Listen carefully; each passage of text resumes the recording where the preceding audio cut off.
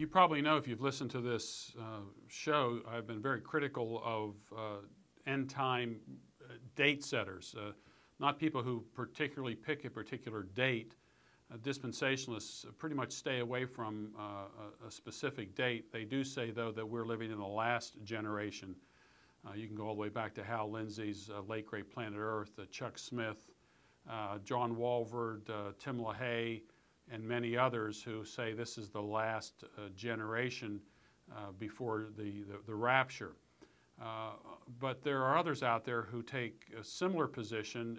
Their arguments are a little different, but for the most part, they see this as the last generation.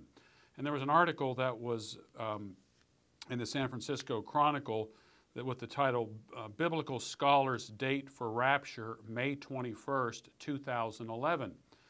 And I really had forgotten about Harold Camping, because Harold Camping had written a book called 1994 ? This was he wrote it in 1992, claiming that in the month of September that it was going to be the end of the world. And as you can see, this is a pretty fat book. And then he came out with another book, much more evidence that 1994 could be the end of the world, with the title, Are You Ready? Well, as you know, 1994 has come and gone, but Harold Camping is still around. And it's amazing to me that people could continue to fall for what Harold Camping has been saying. Harold Camping is on radio stations all over the world. And if you go to his website, he has put forth a new date. He believes that the end will take place in 2011, in particular May 21st, 2011. The article states that Camping, who's 88 years old, has scrutinized the Bible for almost 70 years and says he has developed a mathematical system to interpret prophecies hidden within the good book. One night a few years ago, Camping, a civil engineer by trade, crunched the numbers and was stunned at what he'd found. The world will end May 21st, 2011. Well, what happened in 1994? And in fact, what's amazing about all this is that Edgar Wisnet's 88 Reasons Why the Rapture is in 1988 was also an engineer. And these engineers think that they have some special insight into the Bible. And Edgar Wisnet is one of these men who does. And I'll go through his how he comes to 2011, which is it's just completely arbitrary. He makes some of the same mistakes that dispensationalists make, and that it's amazing to me that you'll find people like Harold Camping, who comes up with a specific date and goes through all these calculations on what the word atonement means and the number for atonement, and when the beginning of the flood was, and the number of the days of warning prior to the flood, the day of the month, and so forth and so on how he converts all of that into a scheme to give us a specific date, in this case, May 21st, 2011. And yet, like the dispensationalist, fails to pay close attention to the time text. For this, the time is near, these things must shortly come to pass. This generation will not pass away until all these things take place.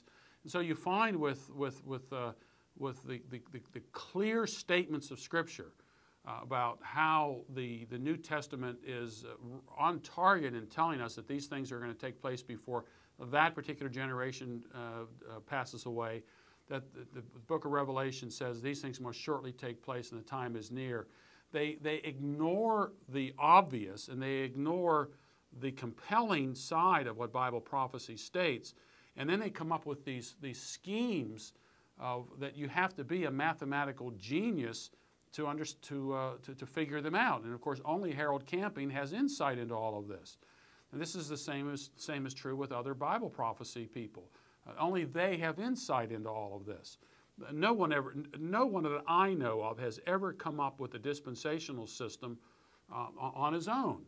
It's always you have to imbibe that particular system. You have to drink deeply into that system in order to come up with the conclusions that we have. There was a fellow over the weekend who emailed me and said that something cataclysmic is going to happen in Israel, and this was a sign of the end. And I said, what is the specific prophecy in the Bible that says that this is going to happen in January of 2010. Well, he was, somewhat taken aback by this, and I said, look, if you're paying attention to something that was said at a prophecy conference that took place in 2009 in Dallas, Texas, by Tim LaHaye and Tommy Ice about these end time events, I said, you're barking up the wrong tree. It was Tim LaHaye who said that the beginning of the generation of Matthew chapter 24 began in 1917, and then in the revision of that book changed it to 1948. There is a long history of failed prophecies by these guys. Now, will one of these guys get it right? I don't think so.